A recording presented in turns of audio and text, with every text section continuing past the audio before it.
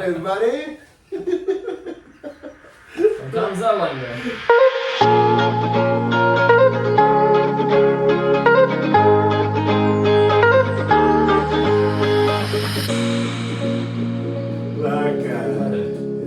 Sometimes things are a bit wild. It's summertime here in South Africa and it is hot. Yeah, it's hot. So it's interesting because we have the opposite of a white Christmas. We have a summer Christmas where it's cooking hot, and I mean, to be honest, I'm like, it's quite strange looking at some of my friends who stay in the UK and stuff, and they have like a white Christmas. It's like, wow, that's so interesting. But anyway, as you guys can see in the thumbnail and everything, we're talking about Christmas and the reason for the season and just real reason for the season. Just around. Just talking about basically, like, it's more a reminder. I think it serves as a reminder just for you know, while we spend time with family, while we are going to eat some of the most delicious food we eat the whole year. Correct. While we are going to be giving each other gifts, and it's just going to be really cool.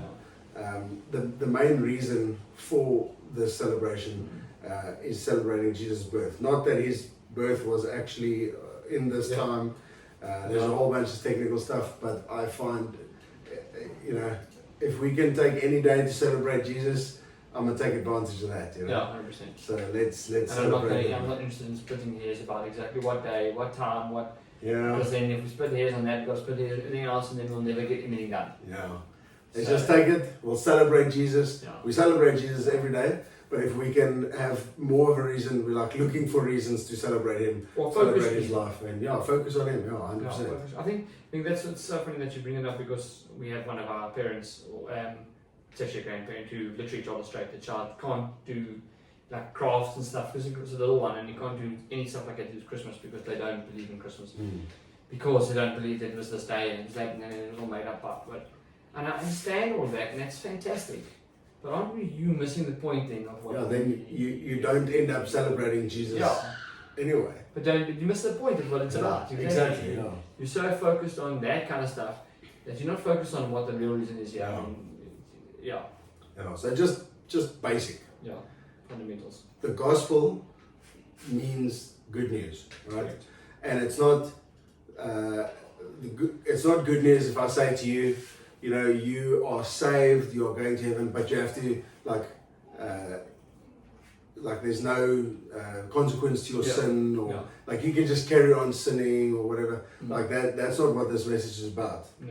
The message is that when Jesus came and died on the cross for us, he gave us an opportunity to walk with him again, to have a connection with him.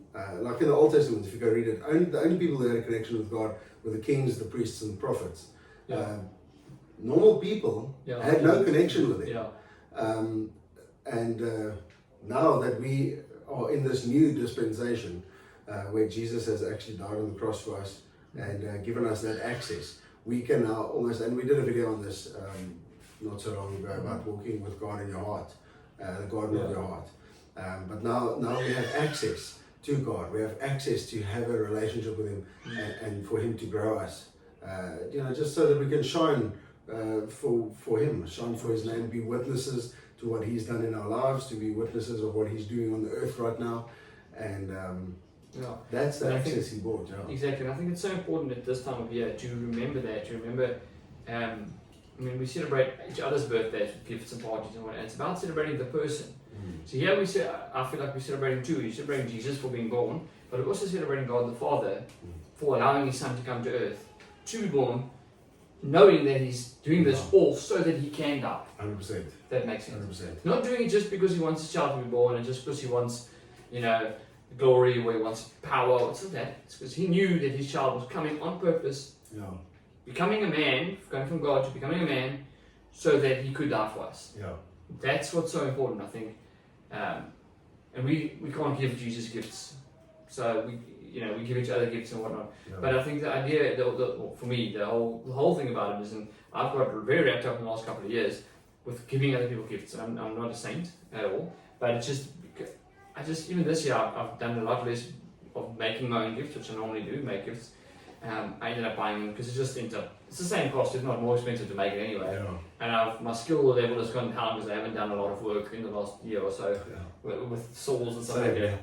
Lockdown is over now, so now we don't have the crafts No, and stuff I going was anymore. I was doing even before lockdown, but the thing is, it just life got busier, and I just didn't do that kind of stuff on the weekends and stuff. So I did try. I mean, I did do some stuff, but generally, I mean, we really didn't go with crazy expensive gifts or whatever. We went quite a lot of gifts this year, but really not expensive stuff. But the whole point has been the thought behind it, and I've been struck by that. Like the thought behind Christmas, the gifts, the family coming together. We've got new dynamic with my nephew's going to be he's 1 year old, and how do we work Christmas with him, and obviously their family, and who's traveling where, and all these things, and my brother coming out from Durban, and how do you work it all out, But above all of that, there's God and what He did, and just think of the dynamic that He had. He had to plan that his child would come, and he'd have to pick the right person. It's very interesting. We were talking with youth the other day about why it was Mary and why it was Joseph, and what and how does this all work out. And I mean, we as humans put in so much thought into Christmas of what you're going to eat and what you're going to get and what you're going to give and where you're going to go and all these things. And South Africa also in PE, you have to go. Is it going to rain? Because can we eat outside? Yeah. So this year we're going to be a big table for our big celebration, which will actually be 2 days after Christmas when all the family are here. We're going to be 12 people at the table. So we don't have space inside, so it's going to have to be outside. Well, it rains every year on Christmas, almost. So fortunately, 2 days later, it probably won't rain. Yeah. But there's all these things, and if you think about that, if you stop and think about it, God did the same thing. He had to go. My son Jesus has to go to this woman because she will be faithful with him. He has to go to this man because this man will teach him what he needs to connect with everybody. I mean, imagine if Jesus had gone to a family of tax collectors. There'd be no connection with most people because they didn't like him. Yeah, he was very on purpose with everything that he which is what God is. He does everything on purpose. We 100% agree or know this. But my thought is just as we go into this season, or as we're in the season and we're preparing and we're giving a lot of thought to what's going on, maybe just think about how well thought out it was for Jesus to come to earth, and that's what we get to celebrate. But more than that, we get to celebrate all that planning and all that effort, if I can put it that way, that God put in to give us this absolute gift to change our world and change our lives completely. I mean, without Him, I'd be nowhere. So, so I think it's very important. Don't just get wrapped up in what gifts you're giving, even if that's or getting. Even if you're getting really great gifts. Even if you're giving great gifts, be thankful about what you have. Be thankful for what you're going through and the situation that you're in. 100%. Unfortunately, there are other Christians in the world who don't have this opportunity to give gifts or be with the family. In fact, right now it's getting all summery and hot, and I know that there are countries in Africa that we work with. It's very close to home, and there are so much persecution for Christians. There are Christians right now, this very second, recording this, and when you're watching this, whenever this goes live. There are Christians who are sitting in containers in the baking sun, being tormented and tortured for their faith, and all they have to do is just deny Jesus, and they're just not doing that. And so, for those people, let's honor them and their choices, and in not denying the faith, and take this time and honor Jesus with them, and pray for them that Jesus will be with them. I think it's a great time to celebrate Jesus. Absolutely.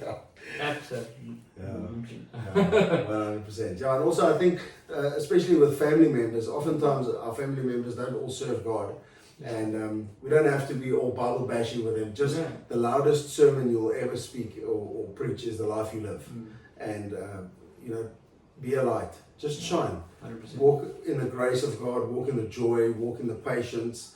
And just love people, and when you love people, you it's almost like you lead them to a place where their heart is open to what God has for them.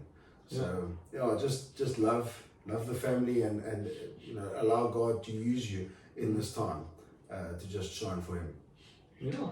Okay, cool. Okay, guys, see you in the next one.